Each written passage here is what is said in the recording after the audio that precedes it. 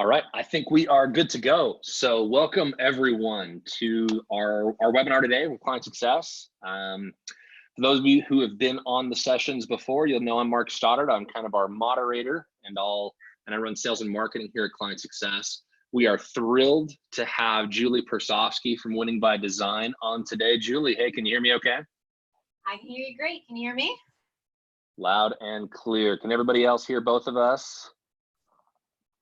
Maybe in the chat pane, let us know. I get a bunch of yeses. Cool. I mean, we got people from all over the globe on. We've got India, Toronto, Boston, Texas, Boise, Ohio, Denmark. So all over the place. We've had some Estonias in there. We've had Portugal. We've had folks from all over. We've even got Simone on the treadmill. I respect that. Well done. But yeah, really excited for today. So, everybody can hear us, which is good. We also have Dave Blake, CEO of Client Success. Dave, can you hear us okay? Yeah, hi everybody. It's great to be with you today. Awesome, awesome. I can hear you okay, so well, good. So just a couple of housekeeping items at the top. We'll make this a really interactive session like we have with the others. I'll share a little bit more about that as we go. We'll have Dave share a thought or two here at the top, and then I'll give a brief intro into Client Success for those who aren't familiar with us, and then we'll jump into the meat of the presentation with Julie. So, hey, Dave, are you there? Yeah. Hey, thanks for having me. And thanks for joining us. Wherever you are, we love you. We're grateful for you joining us. Before I talk about Julie, who's one of my favorite people, let me just share a couple things. First of all, thank you for spending time with us today.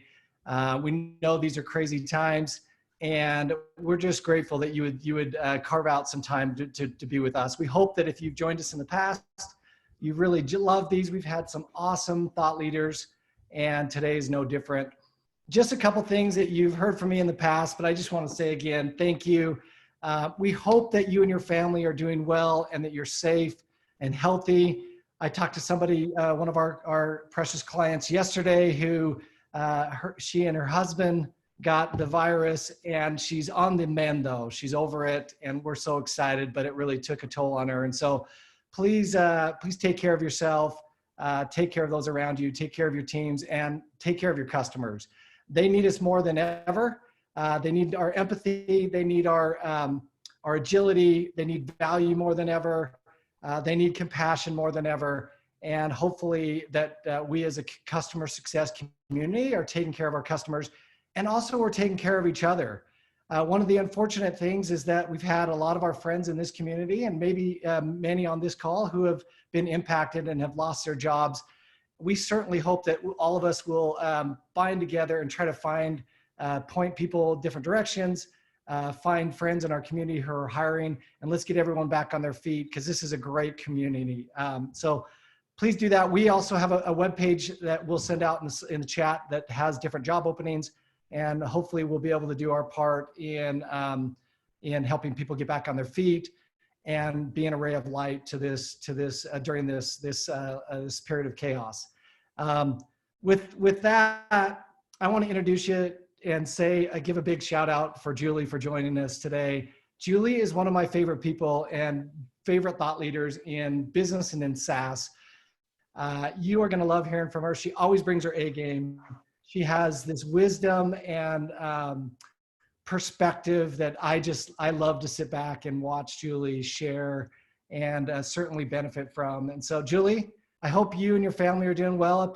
Maybe you're up in your cottage. I came home so that way I could have proper okay for viewers today. Well, I know it's crazy in the Blake home. I've got 5 kids, and so we're doing our best to make it work. But and Julie, I hope you and your family are doing well. So thank you so much for joining us, and I'll excited to hear from you today.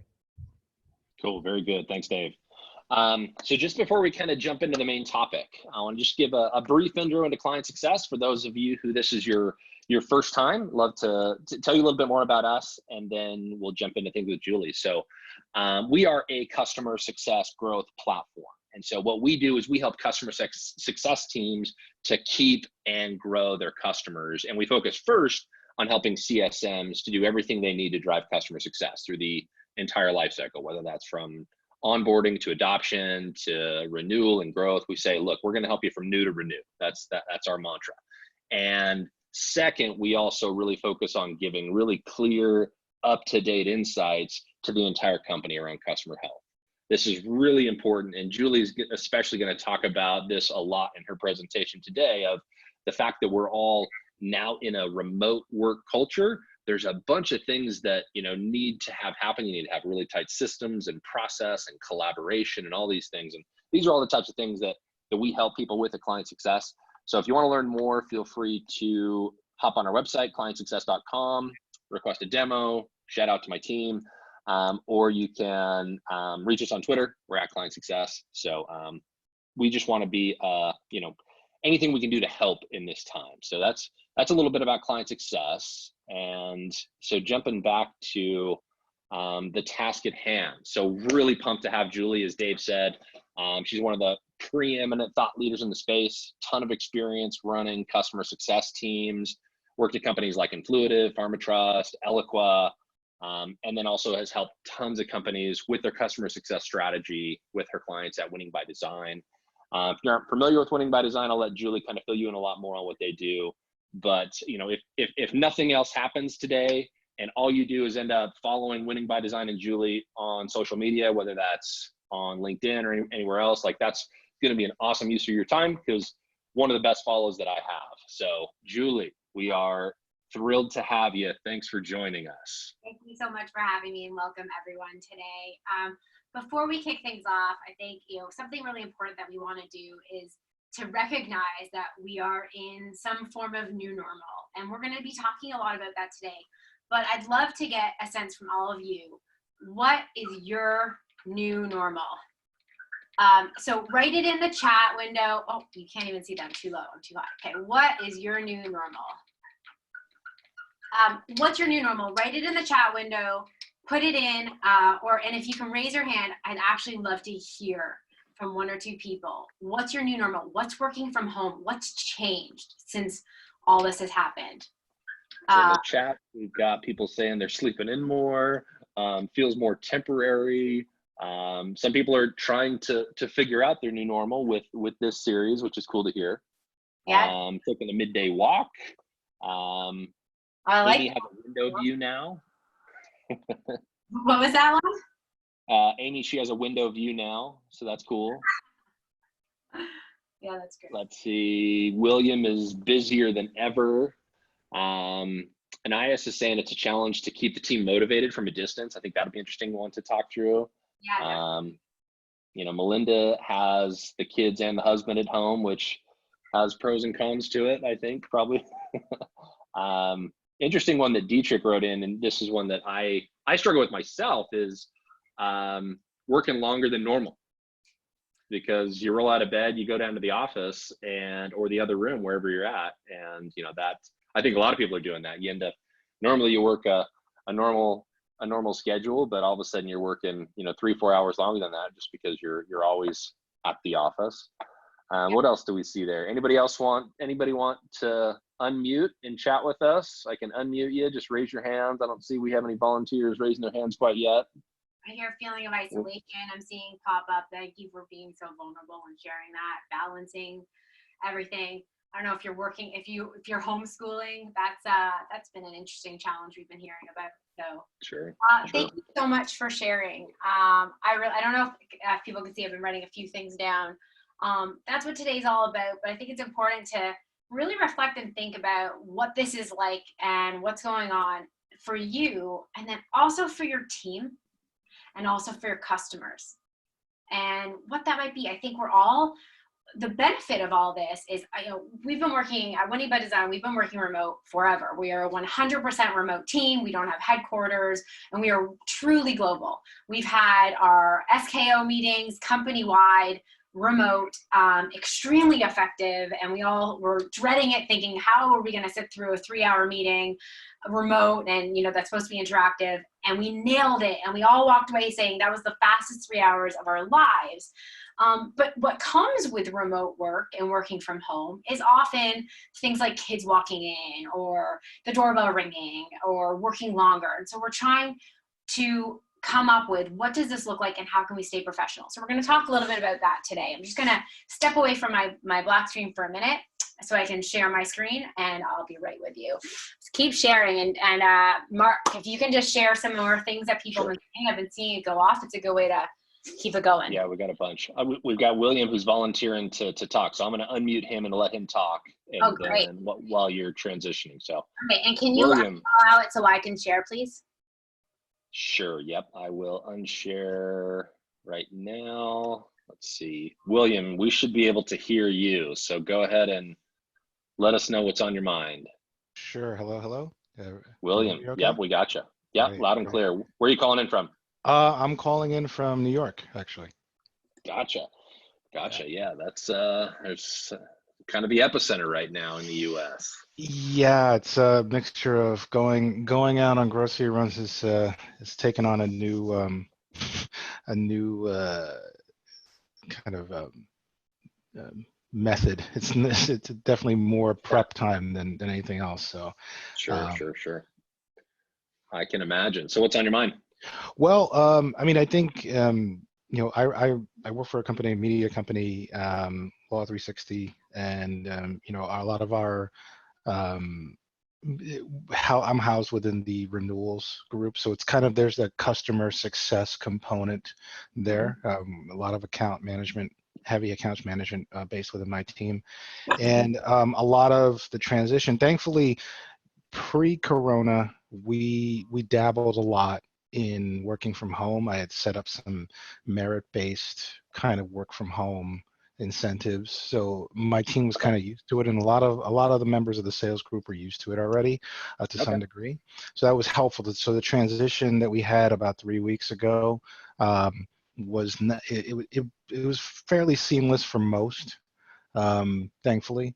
And my team seems to be doing pretty well with it. I think a lot of what we're seeing now is we're in week 3 at this point of that kind of self-quarantine. Is just the novelty is starting to wear off a bit, because the novelty of jumping on a video call when you normally don't have to, you just run over to someone's desk. Some of that is starting to wear off.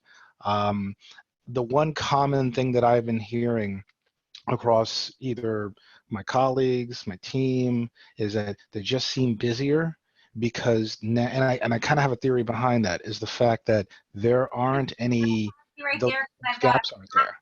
Agenda right now, but thank you so much for sharing. I think you brought up some really amazing things. The novelty's worn off. We're working longer. I think this is great. I'd love to hear more from you later, but I am stressed as to how I'm going to fit about an hour and a half of content into about 35 minutes. So I'm going to. Thanks, Will. All right. But you teed me up really great, because I think that's the whole concept, right? We're in this new world. What is this new world? What's this new normal? And it's not, it's not new anymore. This is life. So we're going to talk today. I'm going to cover as quickly as I can. What the problem is that we're going to start seeing. There's going to be a productivity gap. There's some real, other than us working from home and dealing with those things, what does that mean for us? And we're going to frame the problem to figure out, what are the different plans? What can we do for everything? What's the solution? How we do remote customer success more effectively, and what's the executive action? What's our timeline? What's our plan? So I'm going to jump into it now. Our goal is to provide you with a sense of frameworks, and it's not just for customer success. It's going to be for the whole funnel. So if anyone's ever heard me talk before, you know that the winning by design perspective around SaaS is really, we believe in this bow tie funnel, right? You have your top of funnel where you have your leads coming in with your MQLs through close, but really the SaaS continues on, and there's a second half of the funnel on that other side, and it is totally a continuous loop. You're doing advocacy that's leading more together. You're learning about different impacts that's gonna help give your customer, your marketing team and your sales team stories and new things to talk about. And so we can't just talk about customer success in regards to this. We have to talk about everything. And I'm going to call out to every one of you what this what this action needs to be. And it's in the next, meet with your executive team, meet with your customer success leaders, and figure out a 30, 60, 90-day plan. And here's why. We are, in addition to the, Dave just mentioned it, we're losing jobs. Lots of our people in our companies and our circles are losing jobs. In the US, I think the number is increasing every single day. I can't even keep this chart up to date with the number of people who are filing for unemployment. What that means is, in addition to people losing their jobs, it's a decline in the economy. It's a decline in, and we faced this before. We faced this in 2001. We faced this in 2008. There's one key difference here right now. In 2001 and 2008, we could actually offset our economy, the decline in our economy and the dot-com bust or what happened in 2008. To other countries. We could go to China, we could go to Europe and say, hey, you know what, we're not being as effective or right now, we need your help. The problem is this is 100% global and it's affecting everyone. And so there's no one to offset this to. As the Economist put into their on their front cover, it's like the whole world is closed. And so what that means for all of us is there's this massive productivity gap. What I mean by that is, and so if we're going to walk through what this is, so if you look at this decline, right? So we're running at, normally we're running at around above 80% capacity, and there's this massive drop right now. And what I'm trying what I'd like to share, and if you take away one thing, is it's not going to fix itself immediately. This is a very long period where we are going to see, if we follow the curves of what's happening with the virus, there's this peak, people get it, and there's a drop off, and then it tails.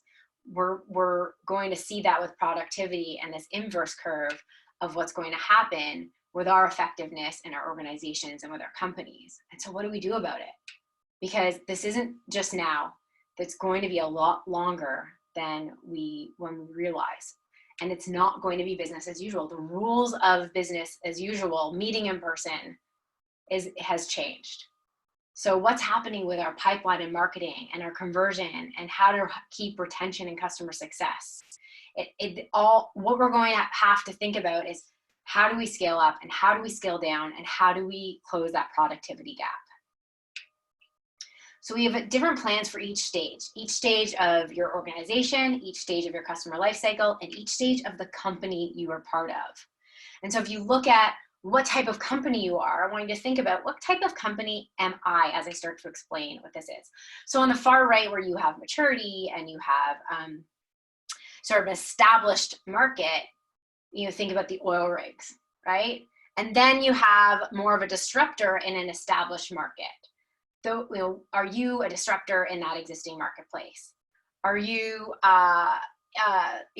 where do you fall on this? An example of an existing marketplace would be like an oil rig. Disruptor to an existing would be like Amazon, right? And so if I think about most people on the call today, you're probably mostly in that bottom tier. You have the sailboat, that's sort of you're flexible, you're in the water, you're stuck in the water, but you can change gears. Versus the kite surfer, who frankly, if the waters aren't doing it for them, they can kind of pick it up and go somewhere else.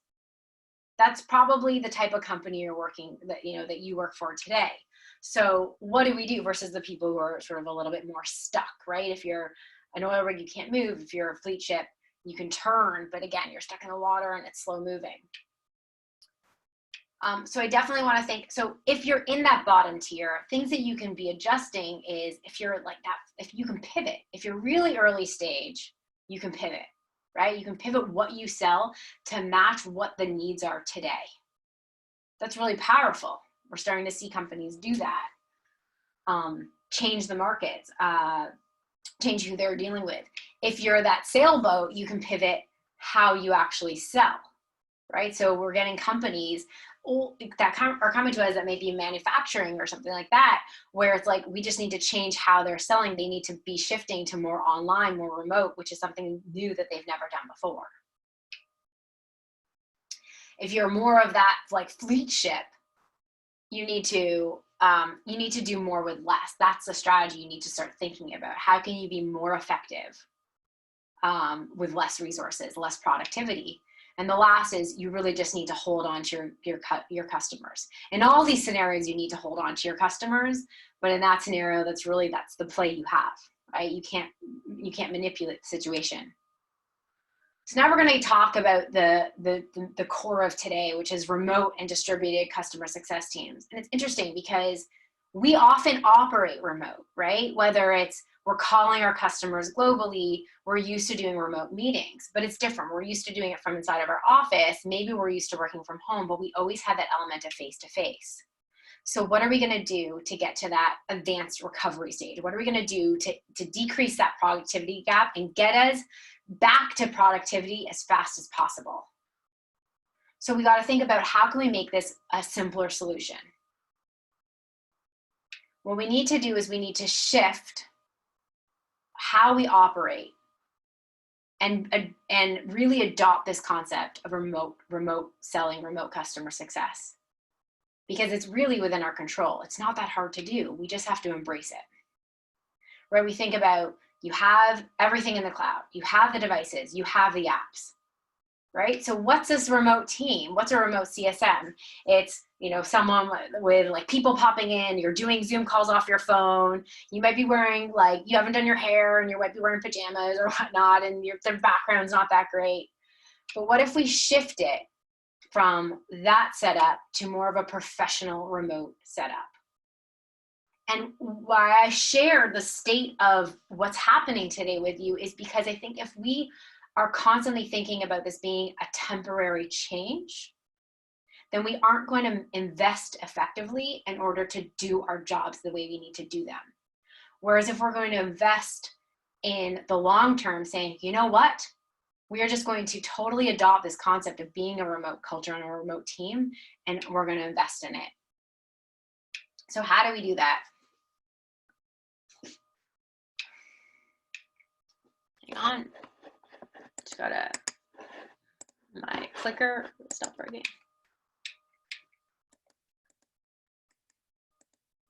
Okay. So, and what I was saying before is we're used to this distributed customer base. But we're also used to flying out and seeing our customers in person. But now the reach that we can get is, if you consider yourself a remote organization and a global organization, and you consider your customers as a global, and you can effectively connect with them from home in a professional setup, it no longer becomes an adaptation. It just becomes a way of life, a way of doing business as usual. I'm going to share with you 6 keys and how to set this up properly.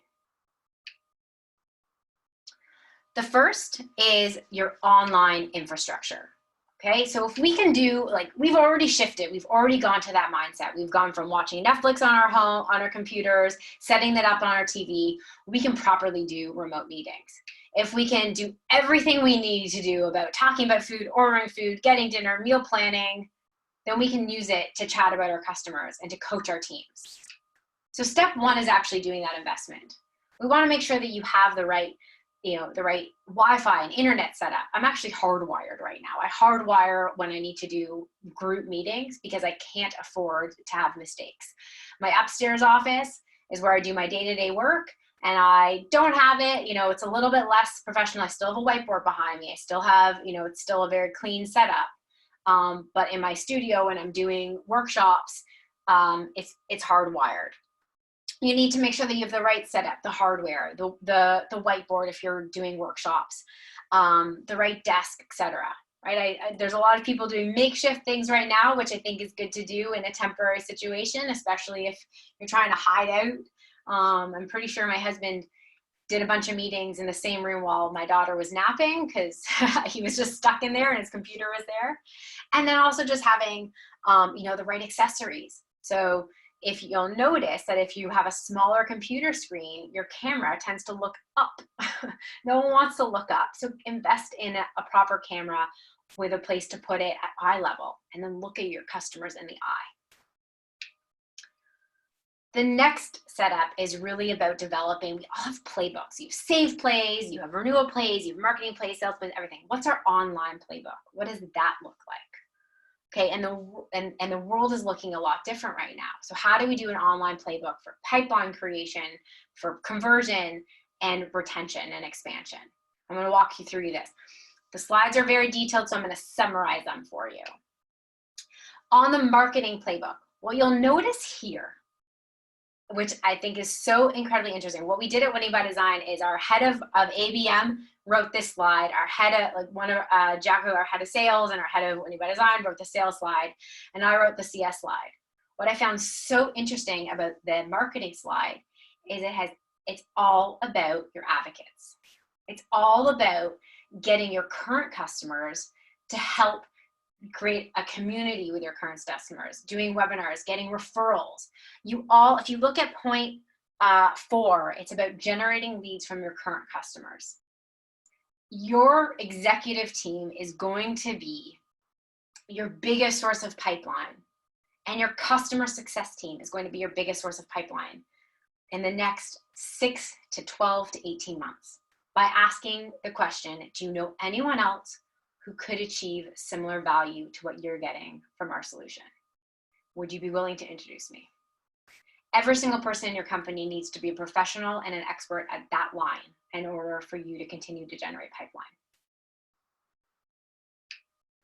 On the sales side, your customer stories in order to gain credibility of why your customers stuck with you through an economic downturn is going to be critical. Getting those stories. What impact were they achieving, were they receiving during this time that made them want to stay? Get those stories and share that with sales and marketing. The other thing on the sales side is really just doing marginal improvements. And so if you have a peer in sales and your head of sales is really struggling, well, if your leads are declining, what if you could increase that conversion rate by 10%? All of a sudden here you'll see on the right-hand side, you'll see sort of the win rate. If you increase that win rate by a small margin, you increase the number of leads and the number of deals you win and your revenue to your organization. So think about training your sales team at this time to help with that. And then on customer success, first and foremost, you and your team are the front lines. You're hearing the really heart-wrenching stories around your customers losing people, not being able to operate as usual, really struggling. And so first of all, your team needs to have empathy for your customers, and your executive team needs to have empathy and support your customer success managers because they're in the front lines and they're really struggling. And they need to be there for your customers. I want to call out on training the team, right? How are they supposed to be really effective at communicating remotely, communicating to executives? We're going to talk a little bit more about a playbook around that. There's this new world we're going to live in where we're so used to doing group meetings, executive business reviews with several people from our customers in a room, right? It's a really critical moment for us. Usually we use that opportunity to try to expand, to do a workshop to drive more value, and we can't do that anymore. But we can't in person. We can do it remotely. We just need to train our teams on how to command a room and how to host an effective group online meeting. And the other piece, and if you saw it on LinkedIn, I shared an article about what to think about customer success. It's a way more comprehensive article, but I also shared this one point. You're going to be asked for contract changes, downgrades, pauses, whatnot. You need to arm your customer success team with options to not lose your customers. The biggest thing you can do right now is not lose your customers, whatever it takes. Because at the end of the day, when we're out of this and they have budget again and they're starting to go back to some form of revenue generation, they'll still be your customer and they'll be able to pay. So what can you do to hold on to them is going to be critical. Make a plan. The next is to use tools as a force multiplier. I have a video on my next slide, but I don't think that the sound is coming through. I will share it afterwards. We'll try and share a link to it. Around Steve Jobs in, I think it was 1980, talking about using tools as a force multiplier. I don't think you can hear it. Can you hear it, Mark, or no? It's just really faint, so okay. I doubt anybody else can hear it. I'll just pause it and I'll sort of talk about it. And so this concept of using tools, Steve Jobs is saying, is how he read this article in Scientific American, and what they did was they studied humans and condors, all these different animals to learn about how effective they were. And humans were like the last. We were the worst at being efficient and effective with our bodies. But then they studied humans on bicycles. And all of a sudden, humans went from being the last to number one. And so humans have this amazing ability to use tools to make them more effective, more efficient, and better. And so and right now, versus 2001, versus 2008, we are at a time right now where we have so many tools that are ready to go. They're ready to scale. And they're at our fingertips, and we're probably using them already. Now, the key thing that you should see on this slide, we have lots of different phases, right? The immediate thing that you get typically when you join a company or when you start a company is you're going to have an email tool, you're going to get a CRM, you're going to give them computers, et cetera, et cetera. You're going to have a way to call out, right? If you're all a remote team, you need to have a dialer, right? Things to think about. How to manage remote contracts, right? You're not sending faxes anymore. Everyone's doing e-signature. How to have online meetings. Then you mix to phase 2, which is your analytics, your lead enablement, your community, internal community and chat and discussion. And phase 3 is really about how you start to scale and become more efficient with ways to, cadences around, sales and CS enablement to communicate with your customers, building those cadences, doing call analysis and call review and recording your calls, your CRM platforms like ClientSuccess in order to help you scale up. And this, a personality analysis, which is interesting. I'm going to go into that. Now, one really important thing is we identify that as sort of 3 phases of rolling out. You're probably in some form of phase 2 or 3 at this point. But what's important is they all need to work together across your organization.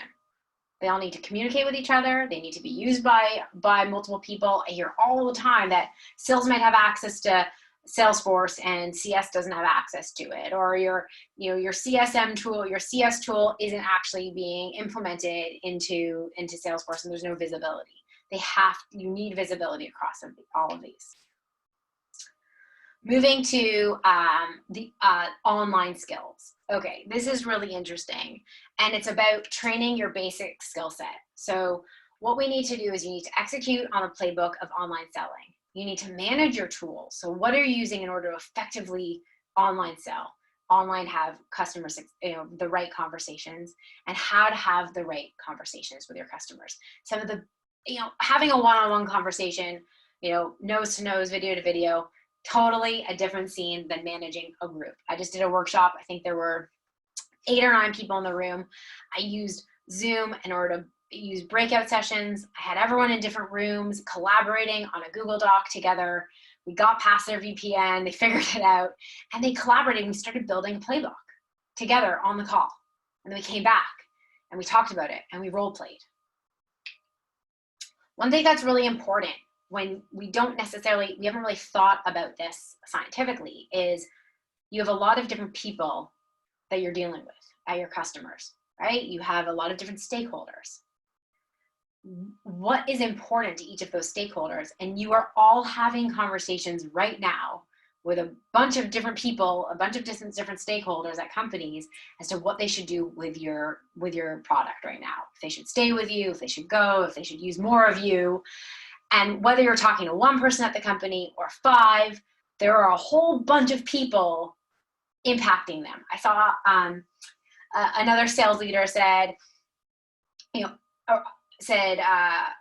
every single CFO right now is looking at their entire tool stack and seeing what they can cut, right? That's the pressure your customers are under right now. So we need to understand what's going on behind all of them. So one quick tip is using a tool like Crystal Knows. I don't know if anyone's used it. It's actually really crazy creepy. You should look it up because you'll be like, how does it know this much about me?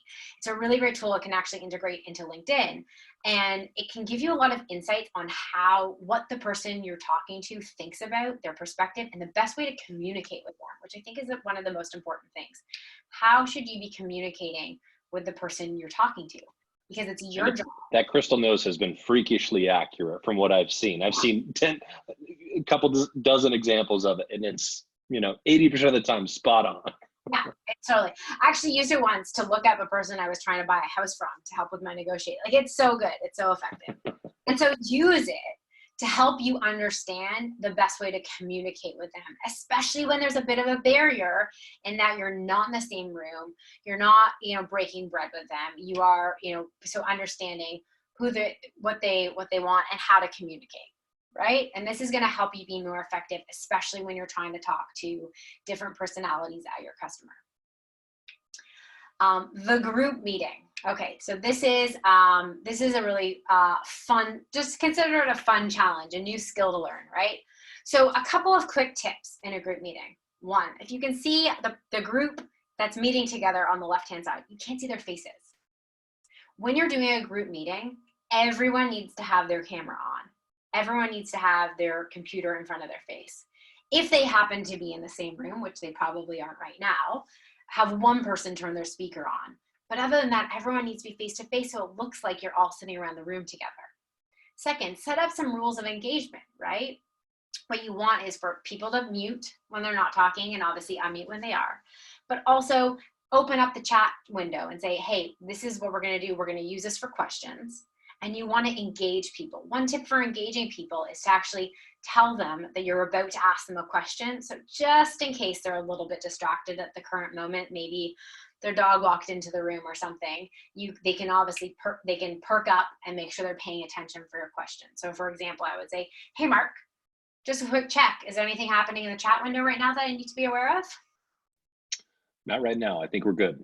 Okay, thank you. So you can also, you can welcome everyone. You can set the rules.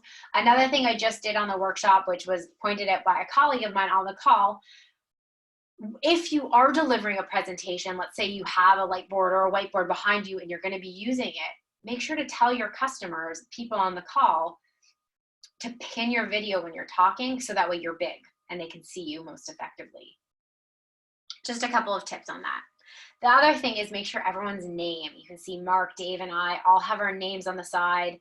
Sometimes people use their first initial and their last name or something. Just ask them to rename it with their first name so that way it's very clear. So all this requires some coaching, right? We're not all of a sudden naturally going to be great work from home people, great remote sellers, great at remote, engaging with our customers. So what do? We need to really coach and focus on our teams and focus on how to do this, right? And what I love about what you all shared is this is now just a new culture, right? We aren't working 9 to 5, right? We're not working the same hours. We're working longer hours. We're working different hours, right? I wish I could see all your faces so you could raise your hand, but who here is having lunch together as a family? I don't know about you, but I am. I've never in my life sat down to 3 meals a day with the whole family, but we're sitting down, the whole family. And it's really special, but that means that I'm not having lunch meetings. It's really important to check in with your team virtually, checking in face-to-face. You can do a coffee time. I shared some tips, like if you're actually doing, if you're meeting with customers and you're used to bringing them a coffee, well, maybe send them a gift card. I know there's a really big push right now for local businesses that are really struggling.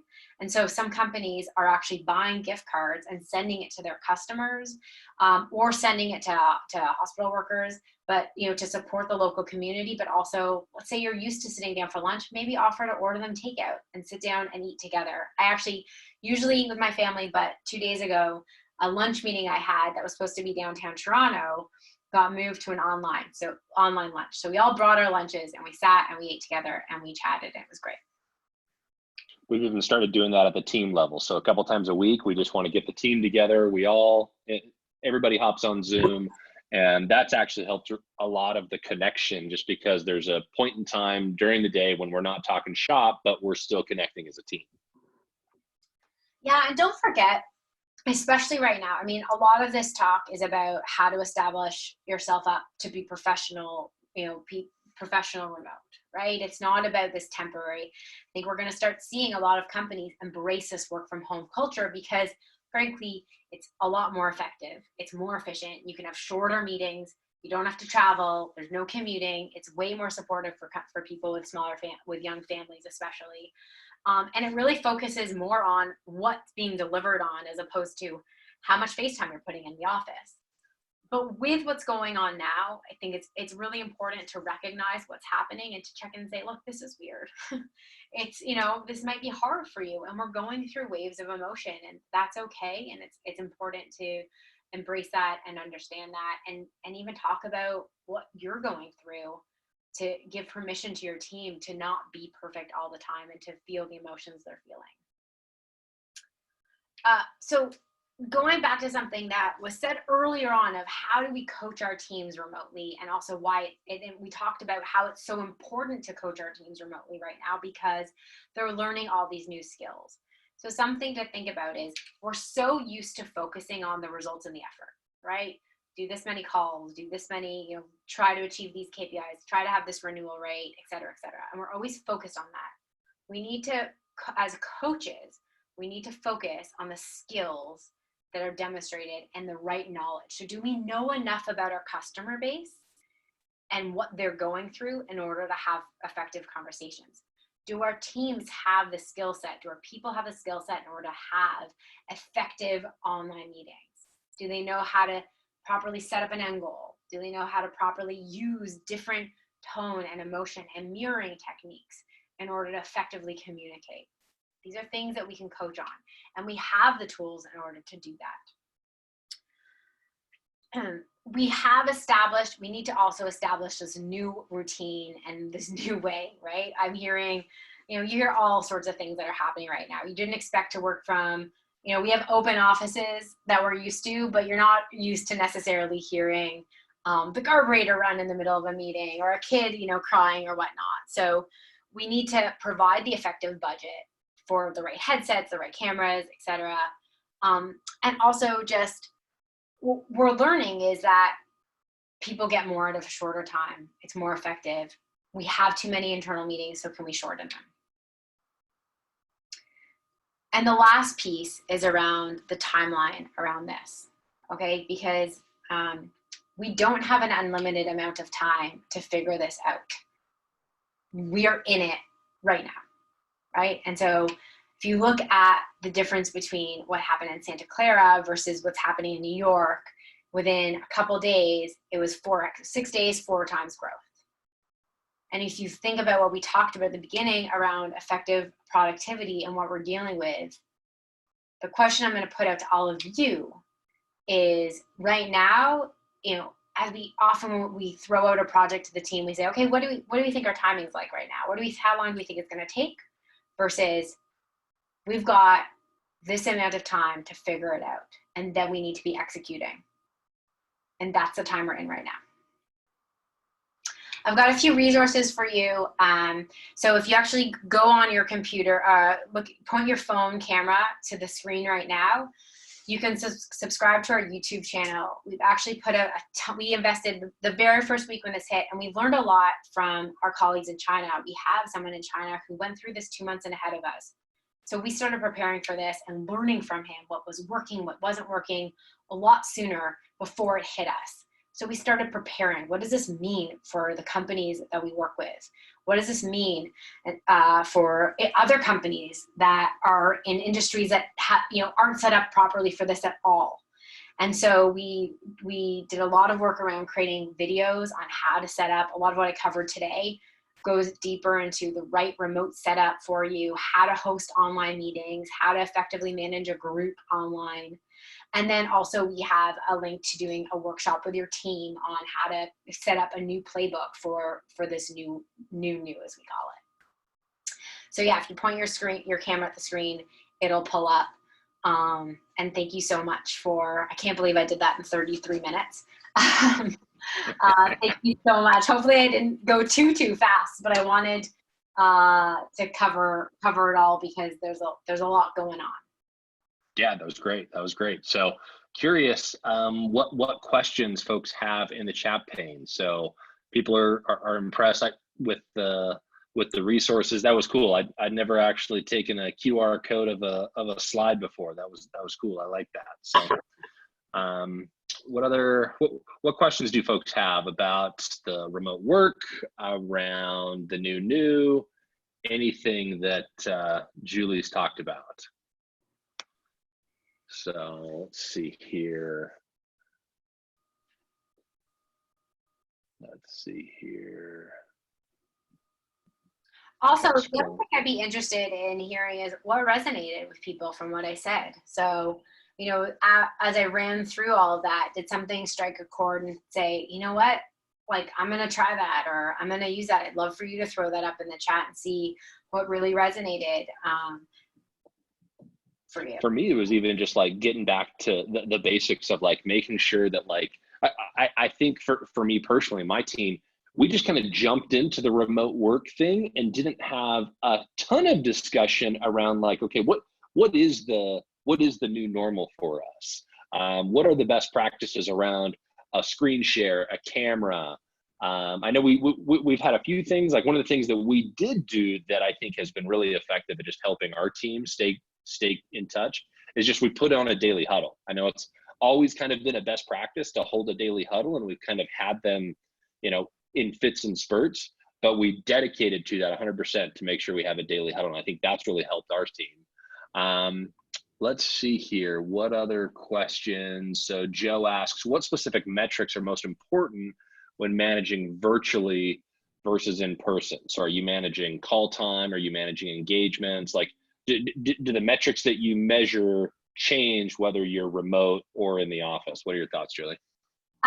So, you know, we have to really focus on outcomes, right? On the results of what's happening, as opposed to, you know, I remember you know, most of my experiences with customer success and helping companies out with customer success, but once in a while I get pulled into something around sales. And I remember I was brought in to manage an SDR team to cover off on a paternity leave. And day one, 2 employees out of a team of 5 came up to me and said, can I work from home? And I said, well, you know, coming from someone who works from home a lot and is way more productive, I'm thinking, okay, well, clearly you weren't allowed to do this previously. So tell me why. Like, why was this not, you know, allowed before? And, you know, they shared some really good things like, we need the team to be there, and they were more senior people on the team. They needed to help support the more junior people, which was legitimate. And there was more of a perk. They could win it as part of their goals. And I said, well, here's the deal. I do believe in working from home, and I do believe that saving an hour on your commute every single day, you know, is really beneficial to you. Think about everything you can do in that time that's important to you. So we did it as a trial, and the only thing I said was, I need your help to onboard people. And so we did it as a trial, and I said, here's the deal. I expect you to be working. You know, if you need, everyone deserves a break, right? In the office, people take breaks. So, but I expect you to be available, and I expect you to deliver on your goals, on like what, you know, from an SDR team perspective, they had to get a certain number of sales qualified leads in order to, you know, for their targets. I didn't care how they did it. I didn't care how many calls or emails they did in order for them to actually hit it. And so I think we can't micromanage people the way we are used to doing that. What we need to do is we need to say, this is what we're looking to achieve here, right? This is, you know, yes, you need to have QBRs or EBRs or impact reviews, whatever you call it. You need to connect with the decision makers to understand, why do we need to do this? We need to understand what's important to them, how their lives have changed, how their business has changed, their priorities, and what you need to do together in order to adjust and make sure that they're getting the maximum amount of impact from your solution. That's the type of thing you need to measure, right? Have you connected with your decision makers? And then you can talk about ways to get that person's attention, right? Have you reached out to them on LinkedIn? Well, but we're already giving them certain flexibility in their lives, and we're also adjusting to the fact that they're having a bit of a tough time. So, you know, saying to them, you know, what do we need to do? What do we need to achieve? And then how do you think you need to get there? And then holding them accountable, as opposed to really breathing down their neck and saying, you must have this number of touch points a day. And I think a lot of what you said to me goes hand in hand, whether you're in the office or not. Like, there's a certain amount of, you know, things that, you know, we as professionals need to be responsible for doing. And whether you're in customer success, whether you're in sales, what have you. I remember one of my first sales managers said to me, like, look, you know, we were in a business that did have a remote work from home culture, but you kind of had to earn it. And so he said to me, one of the first things he said was like, look, Mark, you hit your target 4 months in a row. frankly, I don't care if I ever see you again. That was kind of the culture there. And so I think everybody needs to kind of think through what their culture is. So one of the other things that what's interesting is we're not there right now. It's everyone's forced to work from home. Yeah, exactly. So, we can't say hit your metrics and then whatever. We're saying you're at home right now.